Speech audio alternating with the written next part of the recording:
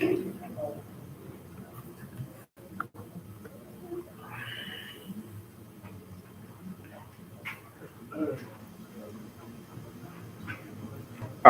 بالله من الشيطان الرجيم بسم الله الرحمن الرحيم ألم تر كيف فعل ربك بأصحاب الفيل ألم يجعل كيدهم في تضليل وأرسل عليهم طيرا أبابيل ترميهم بحجارة من سجيل فجعلهم كعصف مأكول صدق الله العظيم. Respected brothers, elders, listeners at home, Assalamu alaikum wa rahmatullahi wa barakatuh.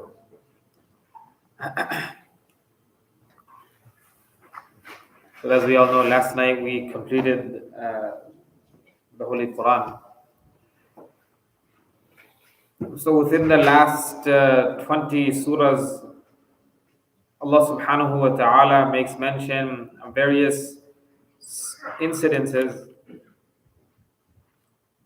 And one famous incident in particular is the incident of the elephants, which Allah subhanahu wa ta'ala mentioned in Surah Al-Fil, which is the surah regarding the elephants.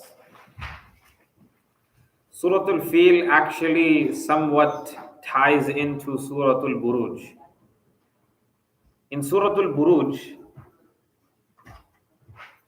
Allah subhanahu wa ta'ala, after taking the oath of a few different things, وَالسَّمَاءِ ذَاتِ الْبُرُوجِ وَالْيَوْمِ الْمَوْعُودِ وَشَاهِدٍ وَمَشْهُودٍ, he then says, قُتِلَ أَصْحَابُ الْأُخْدُودِ, that the people of the trench were killed.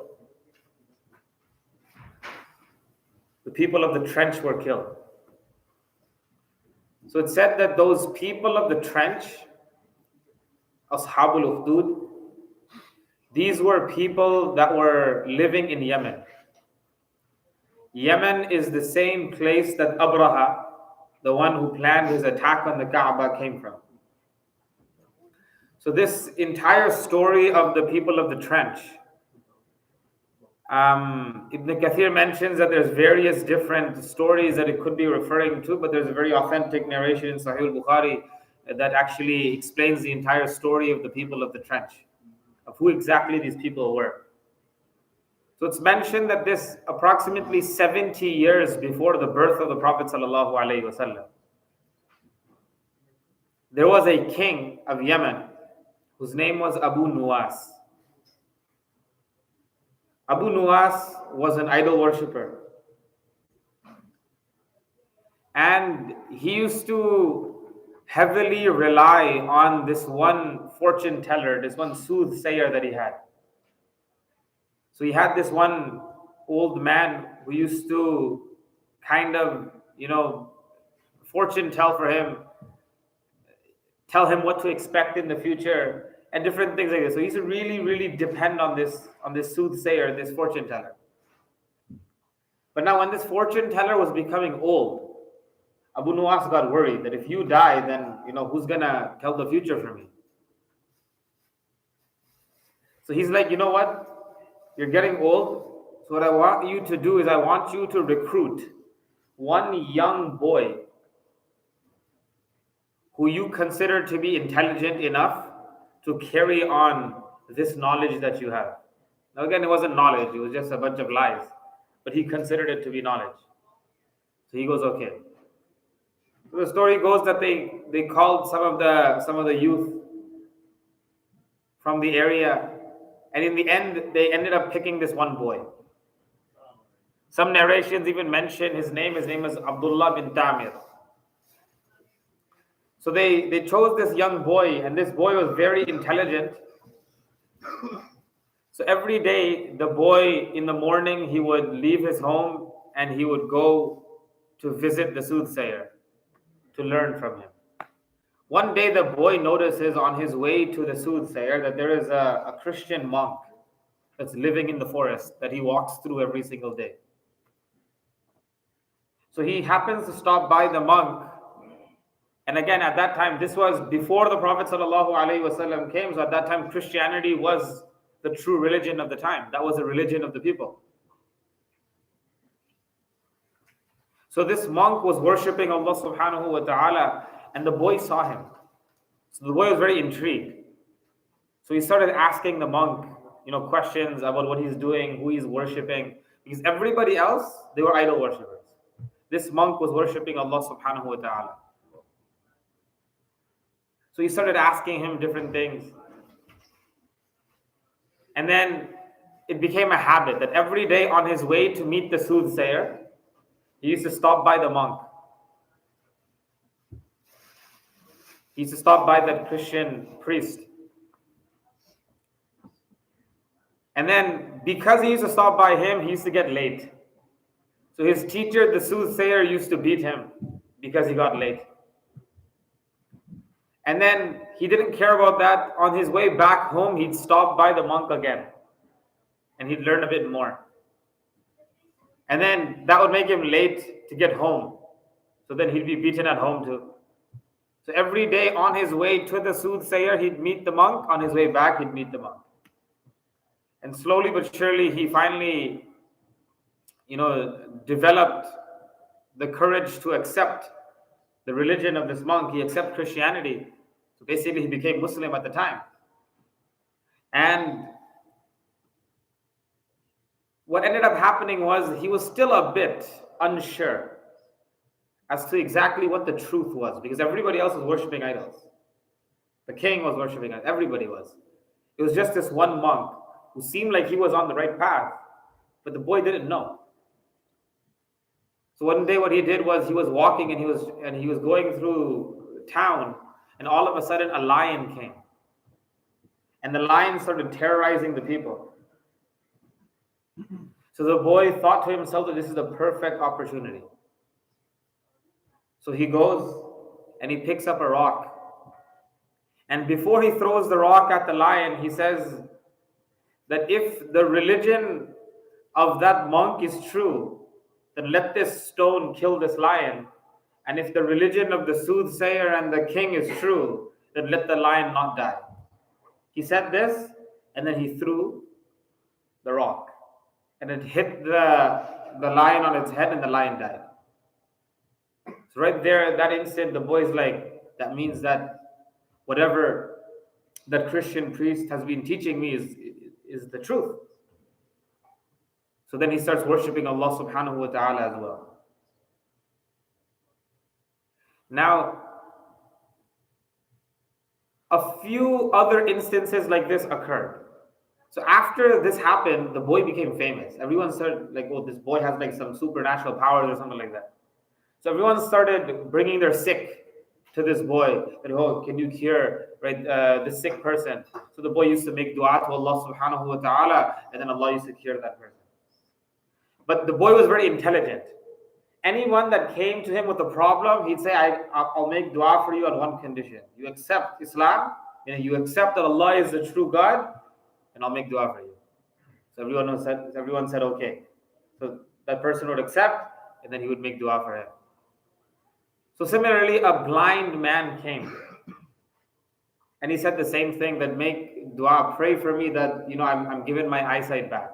So he told him the same thing, that look, I'll pray for you on one condition. You need to accept the God that I pray to. So he goes, okay, I accept him. And he makes dua for him, and his eyesight is returned. But now the boy is becoming too famous. The soothsayer and the king find out about the boy. And the king is like to the soothsayer, did you teach him this? He goes, no, I didn't teach him that. So he goes, well, where did he learn this from? What is he doing? So they called him, and then he basically said everything. He said that I used to come, and the reason why I was late every single day, I used to visit this priest, this monk. He used to teach me all these things. He taught me about the oneness of Allah subhanahu wa ta'ala. That is the God that I call upon, that's fixing all these problems. So the king was furious. He called the monk. He had the monk killed. He had that blind man killed as well, because he didn't want walking, talking proof. right? That the boy was able to call upon a Lord that was able to cure. And look, this is walking, talking proof of that. So he killed the blind man too. And what did he do? He said that the boy is to be taken to a high elevated area, for example, a hilltop, a mountain, and then throw him from the top of the mountain, kill him like that. So a small group of people were in charge of doing this. So they took the boy and they took him to the top of a mountain, and they were supposed to throw him down, but all of a sudden, a slight tremor, a slight earthquake occurred, and everybody fell off the mountain except for the boy. So now the king is thinking that, oh yeah, he's probably done. So he's waiting for everybody to come back, and the only person that comes back is the boy. So he goes, why aren't you dead? He goes, oh, this is what happened. He goes, oh. So he goes, okay, fine, maybe that's too dangerous. So then he has another group of people take him to the middle of the ocean. He goes, okay, take him and drown him in the ocean. But again, a similar thing happens, that he's the only one that manages to survive, meaning that the waves are such that everybody else falls in the ocean, and he's the only one left on the ship. And he comes back to shore. And he's like, how are you still alive? So the boy says that, look, if you really want to kill me, then I'll tell you how. I'll tell you how you're going to be able to kill me. So the boy tells him that, look, you're going to have to take an arrow, and you're going to have to point the arrow at me, and before you shoot that arrow, you have to say, Bismillahi Rabbi. In the name of Allah, my Lord. And then shoot the arrow and I'll die. So that's what they did. They put the boy, somebody took an arrow, they said, Bismillahi Rabbi. They shot the arrow and the boy died. But immediately when everybody saw this, they tried so hard to kill the boy in various different ways. And the only time the boy was killed was when they took the name of his Lord. Everybody accepted the religion. Everybody accepted the oneness of Allah subhanahu wa ta'ala. So it was a nightmare. But the boy knew this. The boy knew that the moment everyone witnesses the power of the words of Allah and just His name, everyone will accept. So the boy was willing to give his life for this cause. But now the king is still an idol worshipper. And this is where the story gets its name from. That's why these people are referred to as Ashabul Ukhdud, the people of the trench. So he had a giant trench dug up. So he had his people, his men, his army dig a giant trench. And what he would do was he'd call every single one of those people that accepted Isa alayhi salatu wasalam religion, Christianity, and he'd ask every single one of them that denounce your faith right now, otherwise jump inside. So he did that to every single person, and it's mentioned that there were 20,000 people, and they all were killed on that one day in the same manner. But he had a fire ignited inside of that trench. Everybody was killed. In Sahih al-Bukhari, Imam Bukhari makes mention of another incident, that there were a few children who spoke when they were tremendously young, right? Babies who don't speak, when they were in the cradle basically. One of those instances occurred at this time. That they make mention of a woman that came and she was carrying her baby. And when she was told to denounce the faith, otherwise jump in, she was a bit hesitant. And immediately when her child noticed that hesitation, the child spoke. That don't worry, Allah subhanahu wa ta'ala will reward you. Allah will give you a better abode in the hereafter if you do this. Allah will compensate you for this sacrifice, don't worry. And she jumped in with her child. And that's mentioned that this is again, there's a few children, approximately 5 are recorded that they spoke in the cradle. So it's mentioned that after this happened, somehow, now this is how it's connected to Surah Al-Fil. Somehow 2 men were able to escape. 2 men escaped. Where did they go? They went to Caesar of Rome, right? Caesar of Rome. Because again, the Roman Empire was under Christian rule.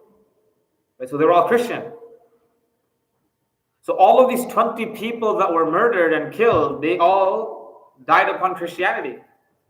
So he's like, so these two people are like, the only place we can actually go are to the people who have a large kingdom and army who follow the same religion as us. So they went to Caesar, Caesar of Rome, and they requested from him that, look, Abu Nuwas did this and he killed 20,000 Christians. And he's not going to stop at that. And they made, right, and they told him this whole story and they told him everything. Caesar said that, look, I'll look into it and I'll take care of it. So what he did was he wrote a letter to Najashi, the king of Abyssinia. Again, Abyssinia was also majority Christian. So he wrote a letter to the king of Abyssinia that, look, Yemen is right beside you. It's close to you. It's farther away from us.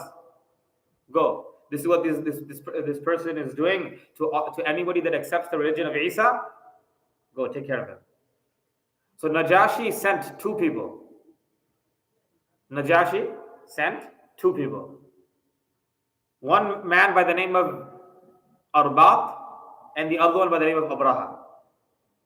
He sent these two people to destroy Abu Nuwas's army and to take over Yemen. So Abraha and Arbat, they left and they went, and slowly but surely they were able to destroy Abu Nuwas and his army. Abu Nuwas drowned they drowned him in the ocean, and they destroyed and everyone in his army, and Yemen became part of Christian land. Now what happened was,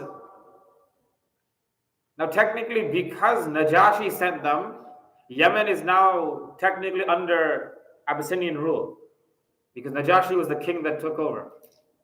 So Najashi, he's now trying to decide, okay, from the two guys that I sent, Arbat and Abraha, the two commanders of the army, one of them I should appoint as the king of Yemen, as the governor of Yemen.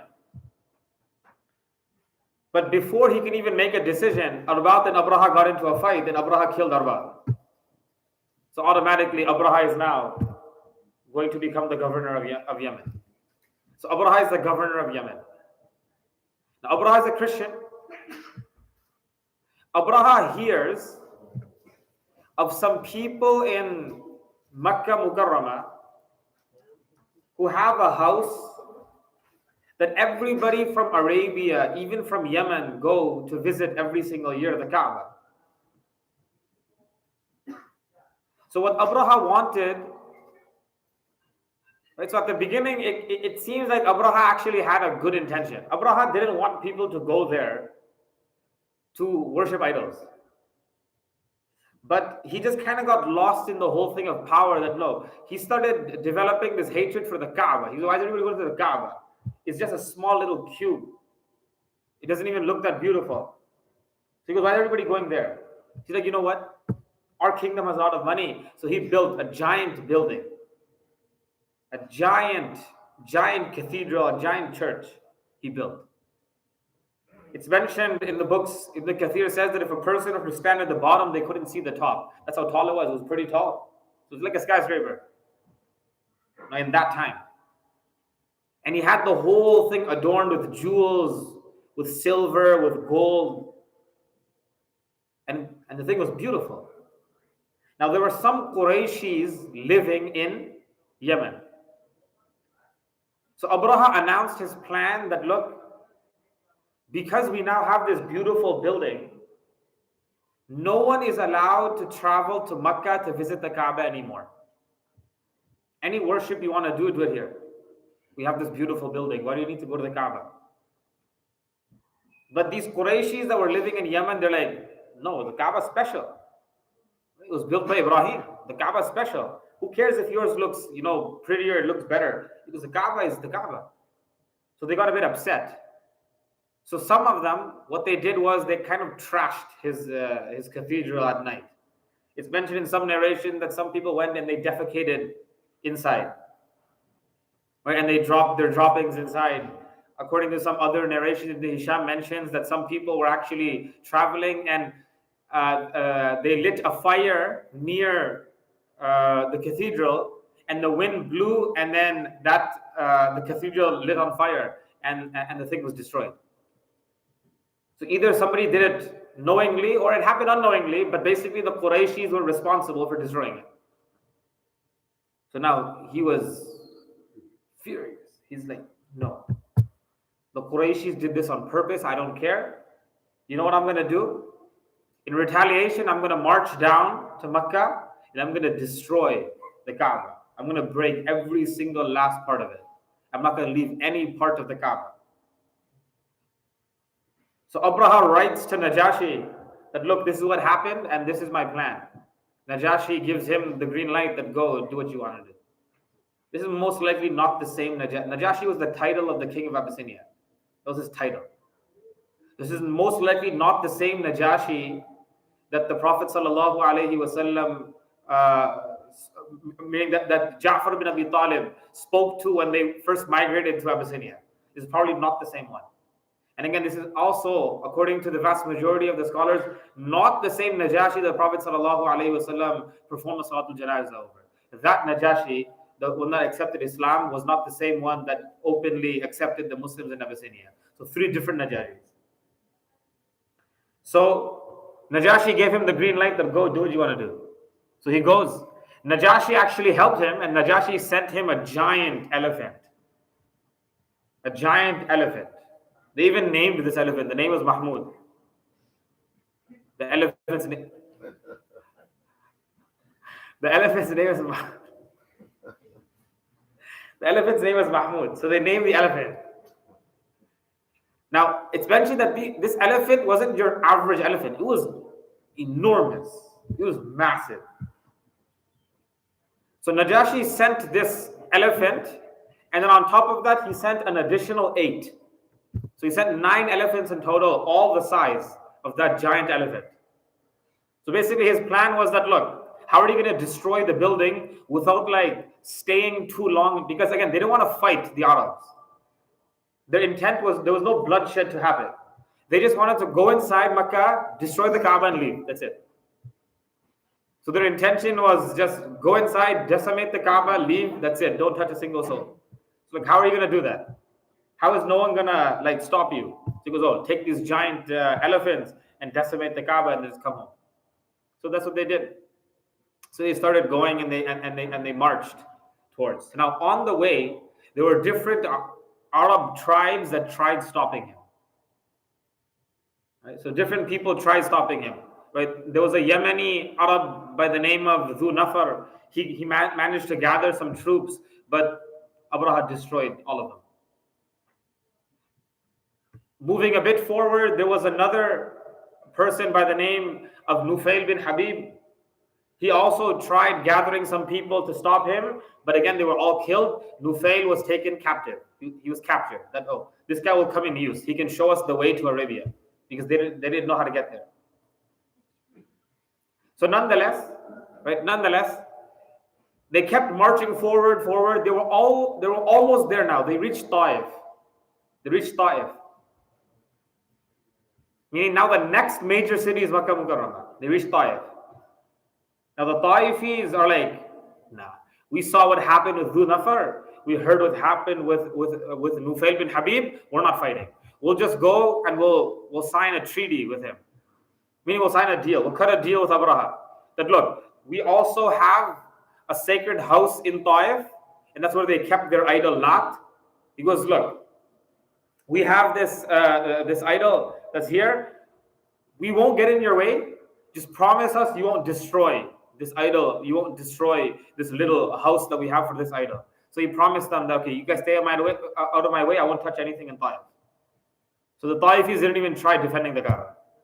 So then they kept moving forward, and now they reached a place right outside of Makkah Mukarramah by the name of Makhmas. So they reached that place, and the Prophet ﷺ's grandfather, Abdul Muttalib, who was the chief of Makkah Mukarramah at that time, the leader of the Quraysh, he hears that Abraha is right outside of Makkah Mukarramah. Now, right outside of Makkah Mukarramah, there were camels that were grazing. 200 of those camels belonged to Abdul Muttalib. So the first thing Abraha did was he took all 200 camels and he captured them. So what does Abdul Muttalib do? Abdul Muttalib, it's mentioned in some narrations, he went, according to other narrations, what Abraha did first was he sent one of his men inside. His name was Hanata. He sent Hanata inside that go talk to them and just explain to them that, look, we're not here to fight the Arabs. You guys stay out of our way. We're going to go inside. We're going to destroy the Kaaba. We're going to leave. Like that was supposed to happen. Like everybody's supposed to be okay. So he's like, just go tell them that's our plan. If you guys don't get on our way, we won't touch you. If somebody fights us, then we'll destroy them. That's what Abraha said. So Hanata goes. Anybody that he spoke to decided not to say anything. Everybody just gave him the directions to Abdul Muttalib's house. Go talk to Abdul Muttalib. Talk to Abdul Muttalib. Talk to Abdul Muttalib. So he reaches Abdul Muttalib and he tells Abdul Muttalib that, look, this is what Abraha is saying. Abdul Muttalib tells him very bluntly that, look, he can try, Allah will defend his house. Meaning that he didn't say Allah's name. He said the Lord of this home, of this house, will defend it. He knows how to protect it. So you can try whatever you want. So it's mentioned at that time, Hanata goes back and he tells him, so Abraha tells him that go call Abdul Muttalib. So he calls Abdul Muttalib comes. And the moment Abraha sees Abdul Muttalib, he's in awe. He's very impressed by the presence of Abdul Muttalib. And he actually is so impressed that Abraha gets off of his throne and he sits down with him. And he sits down beside him. And he starts talking to him. And he goes, I don't want to fight the Arabs and this and that. Abdul Muttalib is like, that's not why I'm here. I want my 200 camels. Abraha is like, a moment ago I was so impressed. But like, dude, what? So he's like, I was so impressed. Like when you walked in, I was like, you could probably change my mind or something. Like, but you just are here for your camels? That's all you care about? I'm here to decimate this sacred house of yours? And you're here for your camels? Abdul Muttalib gave such a beautiful response. He goes, I am the owner of the camels. So I came to protect them. I'm not the owner of the Kaaba. Its owner will protect it. Abraha's like, your Lord can't protect it from me. That's all he said. Abdul Muttalib said, we'll see. That's all he said. He goes, we'll see. Abraha's like, all right, fine. Get lost. So he gave him his 200 camels. He goes, go. Abdul Muttalib goes back. He clings on to the doors of the Kaaba and he makes dua. He makes dua and he calls upon the Lord of this house. He says, oh, the Lord of this house, there's nothing that we can do to stop this giant army. We are unable to protect it. We now leave it in your protection. He makes this dua. He then calls the people of Makkah and he tells everybody to leave Makkah Mukarramah. He says, I feel like the torment and the punishment of God is coming. He says, it's ideal that we're not here. So he takes everybody and he leaves. Everybody goes into the mountains. The next morning, Abraha, he wakes up, his army wakes up, everybody gets up. They get onto, the few elephants that they have, the army gets ready. And remember that guy that he captured, Nufail bin Habib. Nufail bin Habib is still alive. Nufail bin Habib manages to get off the camel. He goes into the ear of the main camel, Mahmud. And what does he say to the ear? He says into the ear of that elephant, he says that it's best that you safely return home because now you have entered sacred territory. Immediately when Nufail said this, the elephant sat down. The elephant sat down and refused to get up. All the people started pulling. They started jabbing it with sharp objects to make it stand up. Nothing. It just wouldn't get up. So what they tried turning it to Sham. Okay, let's try making it stand up away from Mecca. So he started turning it to Sham. It got up right away. Okay, let's turn it to Yemen. It started moving. Okay, let's turn it to the other side, Tihama. They started moving. But the moment they started facing Makkah Mukarramah again, it sat down, it stopped. So they tried so hard to get it up, but it just wasn't moving. All of a sudden, Allah subhanahu wa ta'ala sends birds. Allah subhanahu wa ta'ala sends a flock of birds. Now these birds were not huge in size. They were approximately a bit larger than a small sparrow, small and smaller than a pigeon. So not too big, right? Not too big. Each one of them was sent by Allah subhanahu wa ta'ala with 3 pebbles. These pebbles were estimated to be the size of like a chickpea. They're not even that big. Tiny little pebbles. Each one had 2 pebbles, meaning 3 pebbles, one in its beak and then one in each like foot, each claw. Allah subhanahu wa ta'ala sent them. The historians mention that this type of bird was actually never seen in Arabia until then. And they traveled in groups and flocks. Allah subhanahu wa ta'ala sent these birds, and Abraha's army saw them coming. And the moment they were flying over Abraha's army, they dropped the pebbles. And the pebbles came down raining so hard, like they were like bullets. It would pierce through the entire body of a person. So it would go through the head and it would come out. It would pierce through the entire body. So everyone started falling. Everyone died except for 3 people. Abraha did not die right away. Allah did not destine for him to die so easily. Abraha managed to survive. He got away. He got away, but something happened inside his body, some sort of poison, something happened. What ended up happening was that his body began to decay and his flesh began to fall off while he was alive. So slowly, like his face started to droop. Right? His skin would tear off, and then the flesh inside, the meat inside would fall out. And you could see his bones. And he tried making his way back to Yemen, and he died on the way. Because he just didn't have enough left within him, no blood, no nothing. Pieces of his body just fell.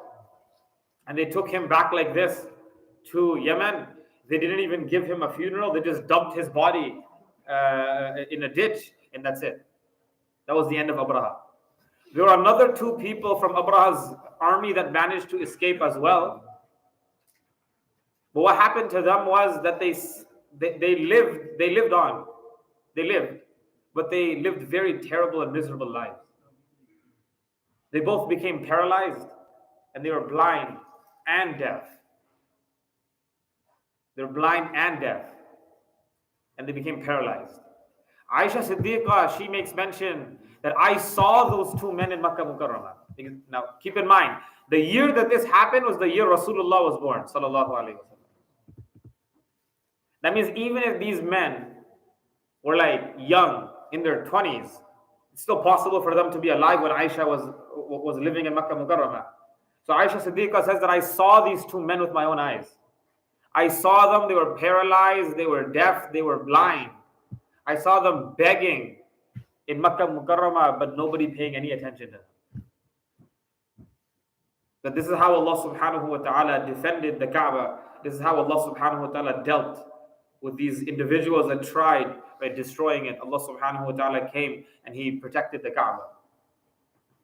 And even people at that time who didn't really believe in Allah subhanahu wa ta'ala knew to call upon Him when it came time to protect His house. So now this is another connection that we see between the first story of Ashabul Ukhdud, the people of the trench, and the story of Abraha and his elephant. Right? What's the connection? That even in the story of the people of the trench, people took the name of Allah without even believing in it. But the name of Allah still had that effect. But when they killed the boy, they took the name of the boy's Lord, Allah, but they didn't believe in Him. But it still did its job. Same thing over here. Abdul Muttalib and them, again, they didn't really believe.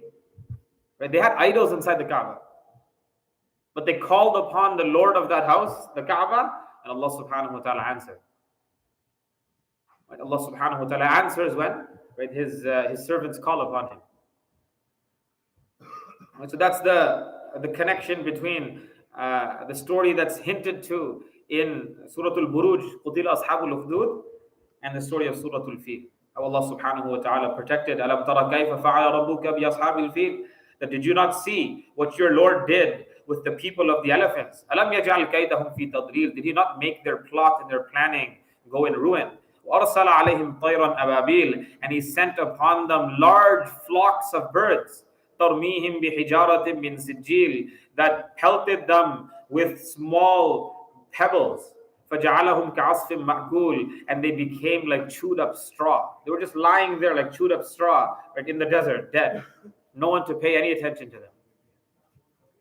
Allah subhanahu wa ta'ala revealed these verses, right, because of that. Right? And then this was the same year that Rasulullah sallallahu alayhi wasallam was born. So the scholars, they mention that anytime a prophet was born, not only were miracles produced by the prophet to prove their prophethood, miracles occurred even before the prophet came into this world in order to prepare people, in order to show people that something miraculous is going to happen, in order to show people. So therefore, this is among those things. That Allah subhanahu wa ta'ala defended the Kaaba the same year that Rasulullah sallallahu alayhi wa sallam, the one whose qibla was going to be the Kaaba, is coming into this world. Allah decided to defend the Kaaba that same year. Right? And then there's many other incidences that took place too. That huge fire that was burning in Persia for over 1,000 years, all of a sudden just went out. Right? Extinguished. Right? So these are known as irhas. Right? The scholars, they refer to these as irhas. These are miracles that are produced in order to establish the truth of a prophet. That this prophet is now coming. So now to set the ground for that prophet's arrival, certain miracles occur at the hands of others because of that prophet. Allah subhanahu wa ta'ala makes those things occur. Allah subhanahu wa ta'ala grant us understanding.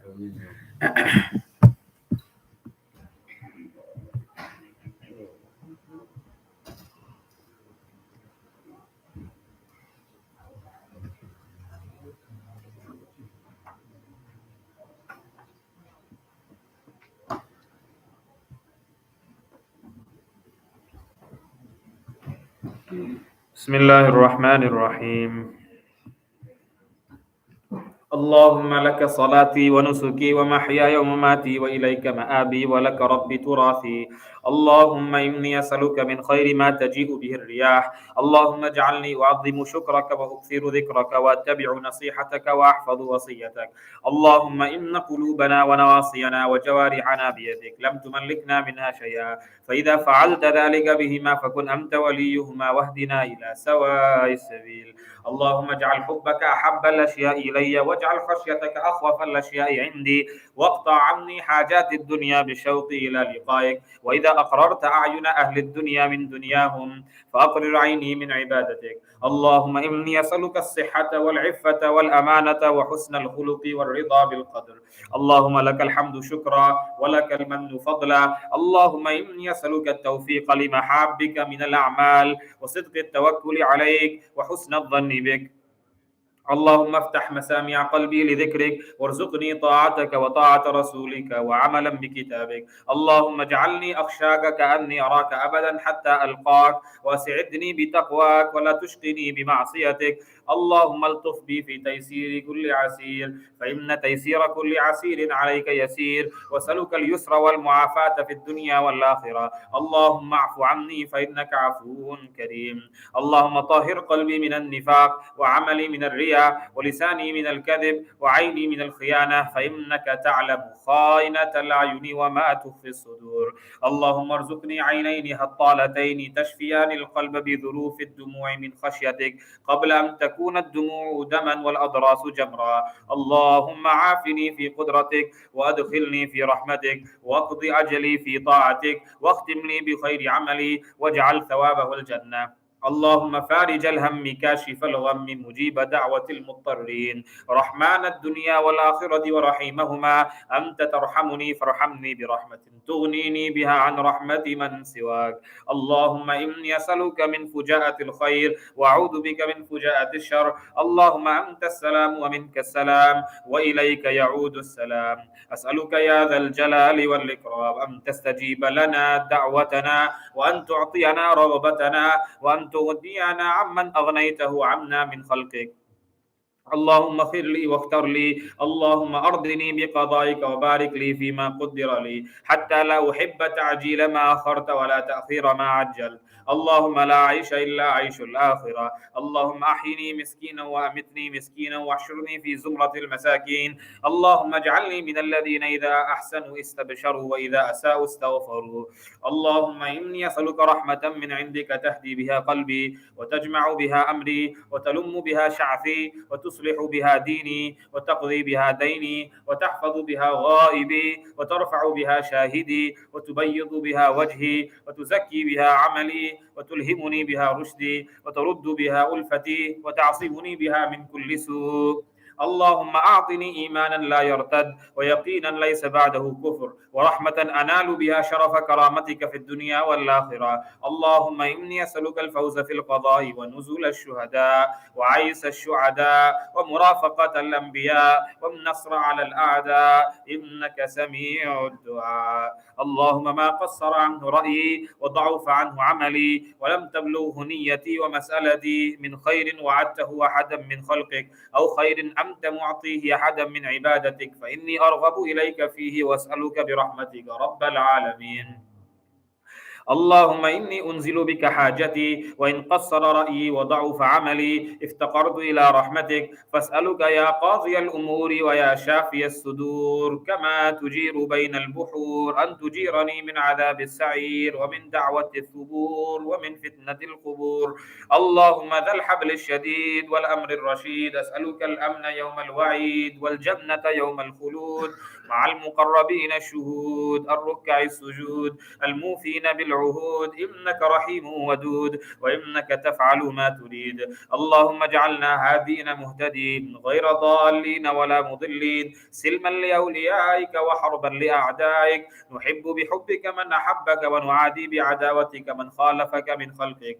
اللهم هذا الدعاء وعليك الإجابة وهذا الجهد وعليك التكلان. اللهم لا تكلني إلى نفسي طرفة عين ولا تنزع مني صالح ما أعطيتني. اللهم إنك لست بإله استحدثناه ولا برب يبيد ذكره ابتدعناه ولا عليك شركاء يقضون معك ولا كان لنا قبلك من إله نلجأ إليه ونذرك ولا أعانك على خلقنا أحد فنشركه فيك تباركت وتعاليت. اللهم خلقت نفسي وأنت توفاها لك مماتها ومحياها إن أحييتها فاحفظها وإن أمتها فاغفر لها. اللهم إني أسألك العافية. اللهم أغنني بالعلم وزينني بالحلم واكرمني بالتقوى وجملني بالعافية.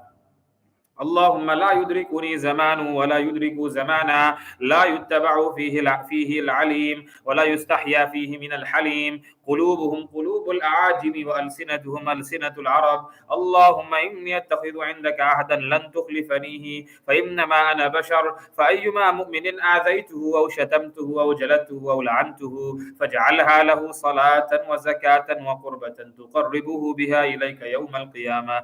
اللهم إني أعوذ بك من البرص ومن الشقاق والنفاق وسوء الأخلاق ومن شر ما تعلم. أعوذ بالله من حال أهل النار ومن النار وما قرب إليها من قول أو عمل ومن شر ما أنت آخذ بناصيته. وأعوذ بك من شر ما في هذا اليوم وشر ما بعده ومن شر نفسي وشر الشيطان وشركه وأن نقترف على أنفسنا سوءا أو نجره إلى مسلم أو اكتسب خطيئة أو ذنبا لا تغفره ومن ضيق المقام يوم القيامة. بسم الله الرحمن الرحيم. لا إله إلا الله وحده لا شريك له له الملك والحمد وهو على كل شيء قدير. لا إله إلا الله الحليم الكريم سبحان الله رب العرش العظيم. نسألك موجبات رحمتك وعزائم مغفرتك والغنيمة من كل بر والسلامة من كل إثم. لا تدع لنا ذنبا إلا غفرته، ولا هما إلا فرجته، ولا دينا إلا قضيته، ولا ميتا إلا رحمته، ولا مريضا إلا شفيته، ولا حاجة من حوائج الدنيا والآخرة هي لك رضا ولنا فيها صلاح إلا أعنتنا على قضائها يا أرحم الراحمين.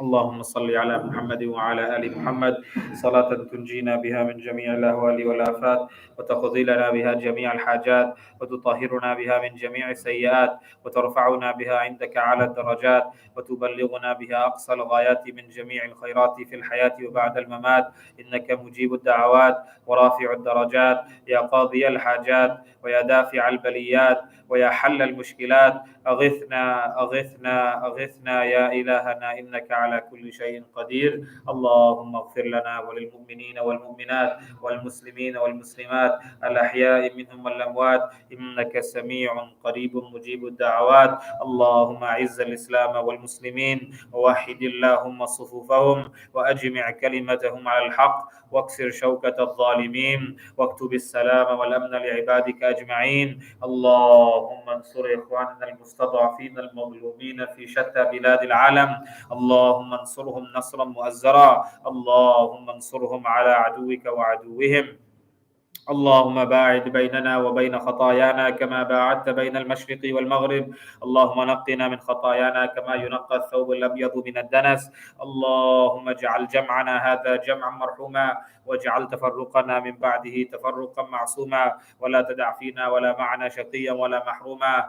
اللهم أحسن عاقبتنا في الأمور كلها، واجرنا من خزي الدنيا وعذاب القبر وعذاب الآخرة. اللهم طهر قلوبنا من النفاق، وأعمالنا من الرياء، وألسنتنا من الكذب، وأعيننا من الخيانة، فإنك تعلم خائنة الأعين وما تخفي الصدور. اللهم إنا نعوذ برضاك من سخطك، وبمعافاتك من عقوبتك، وبك منك لا نحصي ثناء عليك أنت كما أثنيت على نفسك. اللهم إنا نعوذ بك من جهد البلاء ودرك الشقاء وسوء القضاء وشماتة الأعداء. اللهم إنا نعوذ بك من علم لا ينفع، ومن قلب لا يخشع، ومن نفس لا تشبع، ومن عين لا تدمع، ومن دعوة لا يستجاب لها. اللهم إنا نسألك الهدى والتقى والعفاف والغنى. اللهم إنا نسألك عيشة نقية، وميتة سوية، ومردا غير مخز ولا فاضح. اللهم إنا نسألك إيمانا لا يرتد، ونعيما لا ينفد، ومرافقة نبينا محمد صلى الله عليه وسلم في أعلى درجة الجنة جنة الخلد. اللهم إنا نسألك أن ترزق كل منا لسانا ذاكرا، وقلبا خاشعا، وقلبا منيبا، وقلبا تائبا، وتوبة نصوحا، ويقينا صادقا، وإيمانا راسخا، وعلما نافعا، وعملا صالحا متقبلا، وشفاء من كل داء. اللهم اشف مرضانا ومرضى المسلمين، وارحم موتانا وموتى المسلمين الذين شهدوا لك بالوحدانية وبنبيك بالرسالة وماتوا على ذلك. اللهم اجعلنا من أهل القرآن الذين هم أهلك وخاصتك يا أرحم الراحمين. اللهم اجعلنا من الفائزين المقبولين، ولا تجعلنا من الخاسرين المطرودين. اللهم لا تخرجنا من هذا الشهر إلا وقد رحمتنا، ولا تخرجنا من هذا الشهر إلا وقد غفرت لنا، ولا تخرجنا من هذا الشهر إلا وقد اعتقت رقابنا من النار. اللهم اعتق رقابنا ورقاب آبائنا وأمهاتنا وأزواجنا وذرياتنا من النار. اللهم أجرنا من النار يا مجير يا مجير يا مجير.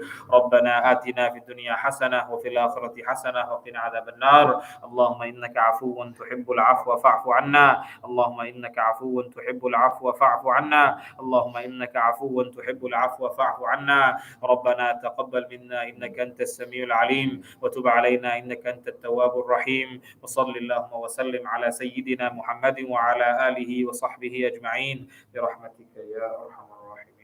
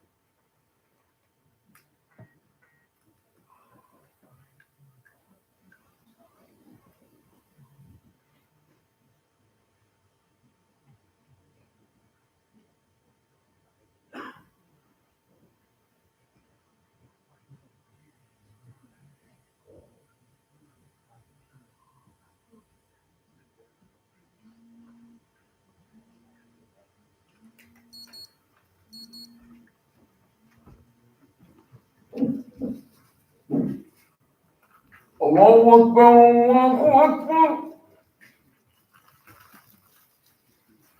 الله أكبر الله أكبر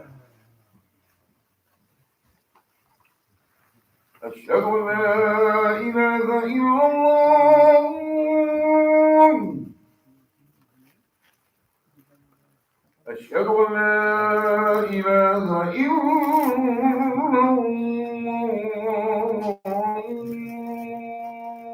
الله أشهد أن محمدا رسول الله أشهد أن محمدا رسول الله حي على الصلاة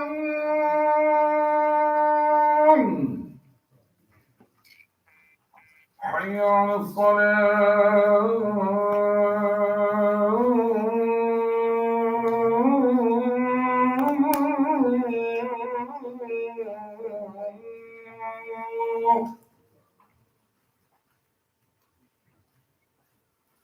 حي على الفلاح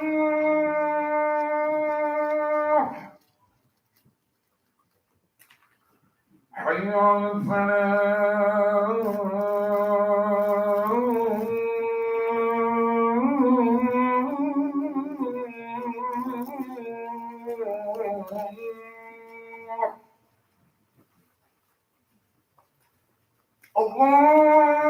الله أكبر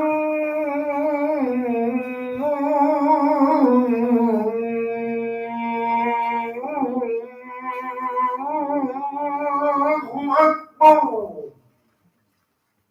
لا